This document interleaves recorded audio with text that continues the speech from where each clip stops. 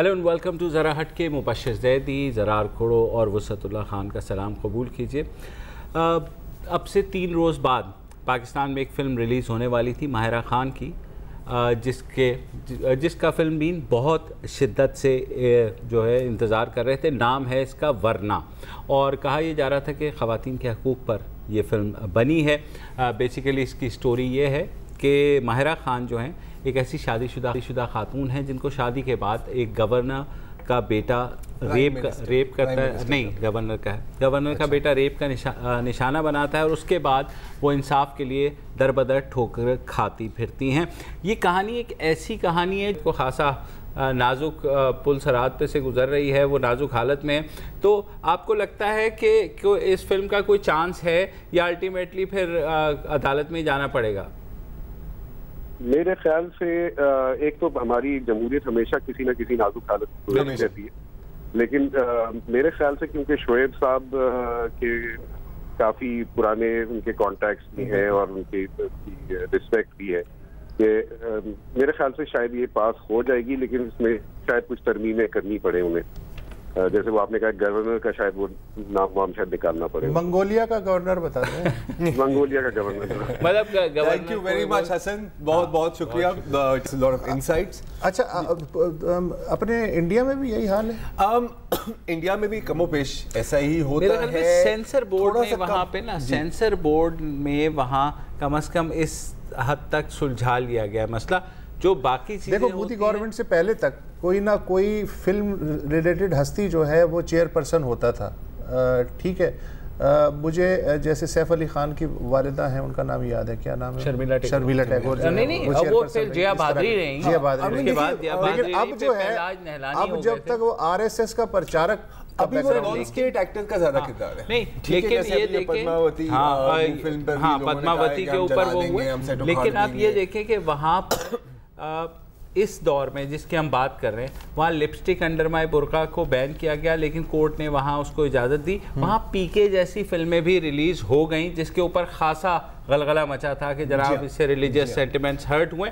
इस पर अदालतों ने वहाँ फैसले दिए कि जनाब फिल्म जो है एक फिक्शन है, ये एक राय का इजहार भी है, लेकिन ये क्योंकि फर्जी है, जिसको पसंद नहीं आती वो ना जाए देखने के लिए। बेसिकली ये मेन पॉइंट यही है।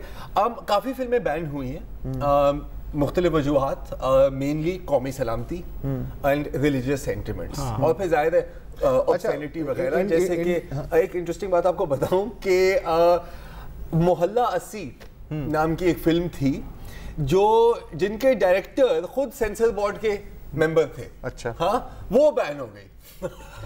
ठीक है, ये वाराणसी में थी कि जी, मतलब वैसे तो है रिलीजियस सिटी, लेकिन हो गई है कमर्शियलाइज। ये आप समझ लें कि एक तरह से उस दौर की पीके थी, ठीक है, लेकिन उस दौर इतना नहीं था। ये फायर दीपा मेहता की तो 2 फिल्में बैन हुई है, फायर भी बैन हुई है, वाटर भी बैन हुई है, परजानिया एक फिल्म बैन हुई थी गुजरात राइट्स के ऊपर। यार ये बताओ, हॉलीवुड में बाज़ औक़ात ऐसी फिल्में भी होती हैं जिसमें CIA के बैड कैरेक्टर्स भी दिखाते हैं, वो कैसे दिखाते हैं? और पता नहीं, दिखा भी देते हैं और उसके बावजूद CIA को कुछ नहीं होता।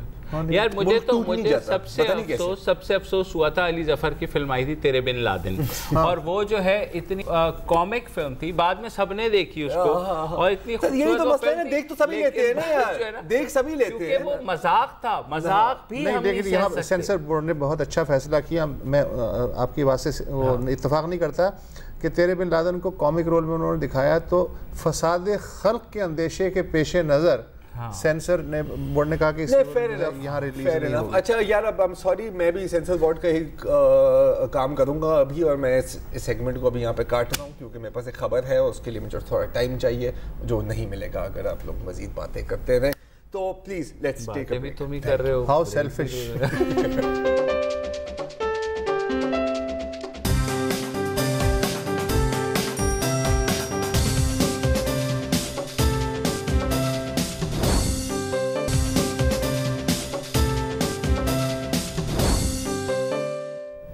वेलकम बैक, और अब आपको सुनाते हैं खुशखबरी। हर साल अमेरिकन शहर बॉस्टन में एक साइंस और टेक्नोलॉजी की कंपटीशन होती है जिसको iGEM कहा जाता है, यह है यानी इंटरनेशनल जेनेटिकली इंजीनियर्ड मशीन्स। پوری دنیا سے اسٹوڈنٹس کی ٹیمز آتی ہیں. پچھلے سال تقریباً 280 ٹیمیں تھیں, اس سال 300 ٹیمیں ہیں. Harvard, Purdue, MIT, Cornell, university of Beijing, مطلب دنیا کی ٹاپ یونیورسٹیز کی اسٹوڈنٹس وہاں پر آتے ہیں. کمپٹیشن کا مقصد کیا ہے کہ ریئل لائف پرابلمس کو آپ جینیٹکل انجینئرنگ کے ذریعے سے حل کریں. پریکٹیکل ہونا ہوتا ہے, بہت زیادہ ہوائی فائرنگ یا خیالی پلاؤ یہاں پر نہیں چلتا. پچھلے سال پہلی دفعہ پاکستان سے بھی ایک ٹیم گئی تھی, اس میں 5 لڑکیاں تھیں اور 7 لڑکے تھے. وزیرستان, کراچی, اٹک, لاہور, حیدرآباد, ہر جگہ سے یہ بچے گیدر ہوئے. اینڈ خیبر پختونخوا کی directorate of science and technology کے تعاون سے اور سیکوس یونیورسٹی وہاں کی ہے, ان کے تعاون سے یہ گئے ٹو دا IGEM کمپٹیشن. اور ہم بہت خوشی ہوئی, ہم نے اس کو رپورٹ بھی کیا تھا کہ برونز میڈل لے کر پاکستان آئے. ٹھیک ہے, اس سال بھی پاکستان سے ایک ٹیم گئی ہے, اگین اسپانسرڈ بائی سیکوس یونیورسٹی, لیکن اس سال ان کو برونز میڈل نہیں ملا کیونکہ اس سال انہیں سلور میڈل ملا ہے against 300 teams across the world. اچھا, وہ پروجیکٹ کیا تھا میں کیونکہ میں سمجھا ہی نہیں سکتا, اتنا قابل ہوں ہی نہیں, تو ایک جو پروجیکٹ ممبر ہیں ان کی زبانی ہی سنتے ہیں. السلام علیکم, میرا نام محمد داؤد ہے اور میرا تعلق کوہاٹ سے ہے, اور میں نے BS bio technology and genetic engineering کی ہے Kohat university of science and technology سے. میں آپ کو بتاؤں کہ ہم نے اس سال کیا پروجیکٹ ڈیزائن کیا ہے. پانی میں اس طرح کے کیمیائی مادے ہوتے ہیں جو مچھلیوں میں ایکومولیٹ ہو جاتے ہیں, وہاں پہ ایبزارب ہو جاتے ہیں, اور پھر مچھلیاں بھی اس سے مرتی ہیں, اور جب انسان وہ مچھلی کھاتا ہے تو انسان کی بدن میں بھی وہ ایبزارب ہو جاتی ہیں, اور کچھ عرصے بعد کینسر جیسے خطرناک مضر صحت جو ہے, کینسر جیسے خطرناک بیماریاں کاز کرتی ہیں. اس سال ہمیں اس طرح کی ایک مچھلی بنا رہے ہیں کہ جو پانی میں اگر ڈفرینٹ کیمیکلز موجود ہیں, ٹاکسک کیمیکلز اگر موجود ہیں تو وہ اپنا رنگ بدلے گی. اس سے 2 فائدے ہوں گے. ایک تو جو مچھوارے ہیں ان کی روزی روٹی چلتی رہے گی, مچھلیاں مریں گی نہیں, اور دوسری فائدہ یہ ہے کہ جو لوگ مچھلی استعمال کر رہے ہیں انہیں یہ پتہ ہوگا کہ یہ مچھلی استعمال کے لائق ہے یا نہیں ہے. تو یہ پروجیکٹ کرنے کے لیے ہم نے پہلے ڈیزائننگ کی, سینتھیٹک بایولوجی کو یوز کیا, کافی محنت کی اس پہ, اور پھر ہم نے اس کو بیکٹیریا میں ٹیسٹ کیا اور بیکٹیریا کے جو ہے کلر چینج آیا. یہ ہمارے رزلٹ ہیں. اس کے ساتھ ساتھ ہم نے ایک روبوٹ بنایا ہے کہ جب مچھلی اپنا کلر چینج کرے گی تو وہ روبوٹ آپ کے فون پہ میسیج سینڈ کر دے گا. تو یہ ہے. اس کے علاوہ 2 لڑکیاں تھیں, 4 اور لڑکے تھے, اور خیبر ایجنسی, فیصلہ آباد, نوشیرہ, چارسدہ, پشاور, سوابی اور مردان. سوچیں. ہاں, اچھا, میری بات ہوئی شو سے پہلے ڈاکٹر فیصل خان سے. ڈاکٹر فیصل خان اس ٹیم کے بھی سپروائزر تھے اور پچھلی ٹیم کے بھی سپروائزر تھے. وہ ہیں director institute of integrative biosciences, سیکوس یونیورسٹی میں. تو بات کی اور پہلا سوال میں نے ان سے یہی پوچھا کہ مبارک, آپ کو بہت بہت مبارک, لیکن کتنا مشکل مقابلہ تھا, کتنی ٹف کمپٹیشن تھی, تو سنیے.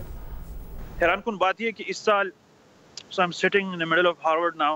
Harvard اس سال برونز ملا ہے, جو the medal we got last year, اور MIT بھی اس سال for some reason برونز لے چکا ہے, and we were in the silver category with teams from other universities like Purdue وغیرہ. تو کافی سخت ہوتا ہے, کافی intense. The 2 major metrics they look at here in Boston are the poster presentation, like at least half a dozen judges come and grill you over your poster, and then you have that 30-minute presentation where you'll have to convince the judges and answer any leftover questions to tell them whether your project was worth it or not.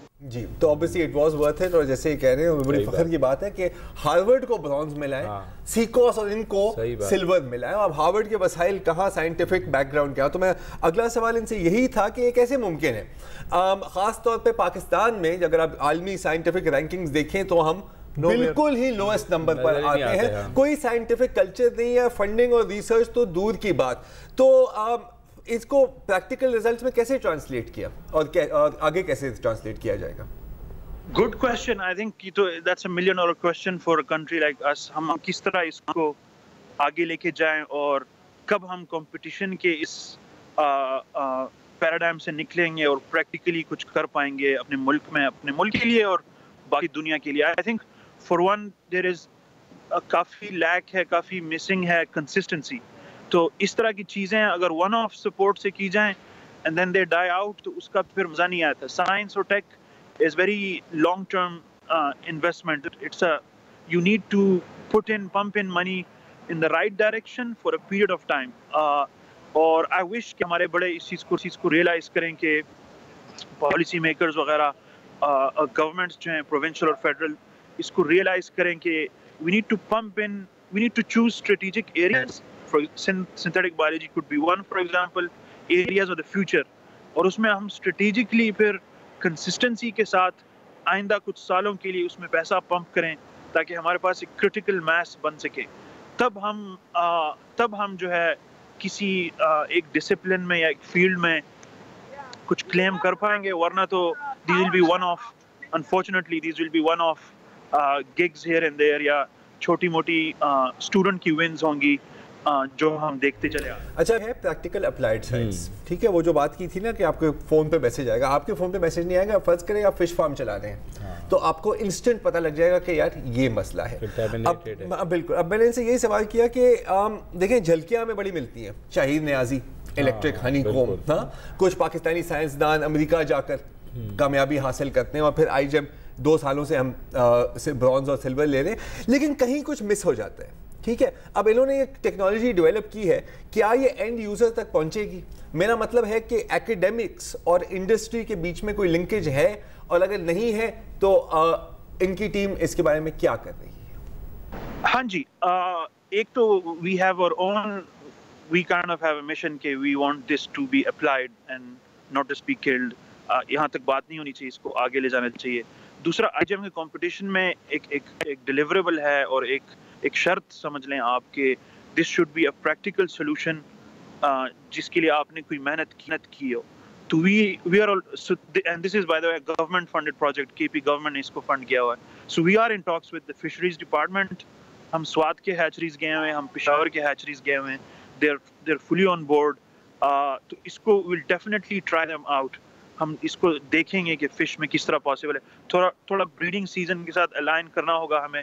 ایک اس طرح کی challenges ہیں مگر they are not like barriers جس کی وجہ سے کام رک جائے.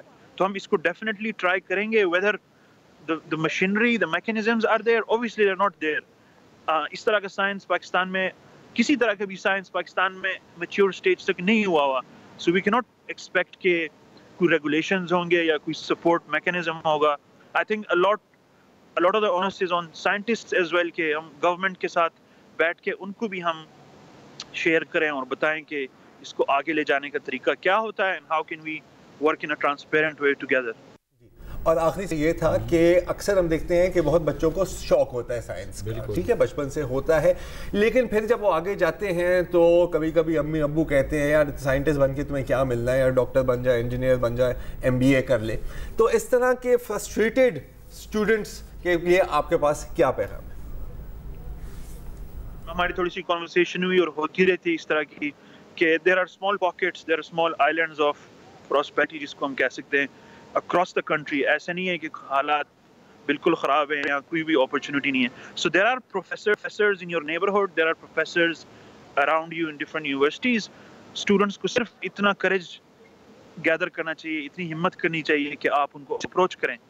اور normally if you approach them with just an interest, there are tons of interested people around there.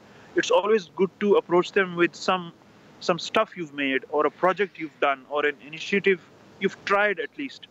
تو آئی تھنک جو بھی جینوئن پیشنیٹ ینگ سائنسدان چھپے ہوئے ہیں ہمارے اسپیشلی رورل ایریاز میں, ان کو ابو یا ماموں یا تایا کے ساتھ آنا چاہیے شہر اور آنا چاہیے یونیورسٹی اور مختلف ریلیونٹ پروفیسرس کو اپروچ کرنا چاہیے اور ان کو پچ کرنا چاہیے کہ this is what I am up to. I think there are so many good people out there who can help them اور اس طرح آگے لے کے جانے. آئی جیم فار می میرے دل کے قریب کیوں ہے اتنا زیادہ, وہ یہی ہے کہ it's a great proof of concept. I جیم کائنڈ آف پرووڈ کہ پاکستان میں اور پھر اتنے چیلنجز کے باوجود لائٹ نہیں ہے وغیرہ, ریسورسز نہیں ہیں, لیبز نہیں ہیں, لیبز میں ری ایجنٹس نہیں ہیں, اور پھر پشاور جیسی فار فلنگ ایریا میں سمجھ لیں آپ حیات آباد میں we've pulled this off. ہم آ کے بoston میں آئی لیگ سے کمپیٹ کر رہے ہیں اور بچوں کے تھرو کمپیٹ کریں. These are our undergraduate students, Pakistani undergraduate students. Pakistan میں ہی پڑھیں, like پاکستان کی یونیورسٹیز ہی کہیں. So I think if they can pull it off, any student can pull it off. کوئی بھی اسٹوڈنٹ کر سکتا ہے پاکستان کے کسی بھی کونے سے. تو اگلی بات نا یار, کیونکہ ہماری ہمیشہ عادت ہے نا 24 گھنٹے ہم اپنے آپ کو کوڑے مار رہے ہوتے ہیں, پاکستان میں کچھ نہیں ہو سکتا, اس ملک کا کوئی حال نہیں ہے. مشکل کچھ نہیں ہے سر, اگر تھان لیجئے. آج کے لیے اتنا ہی, اب ہم ملتے ہیں کل اسی وقت, یہیں ملیں گے, یہیں ملیں گے جی. خدا اسی وقت تقریباً.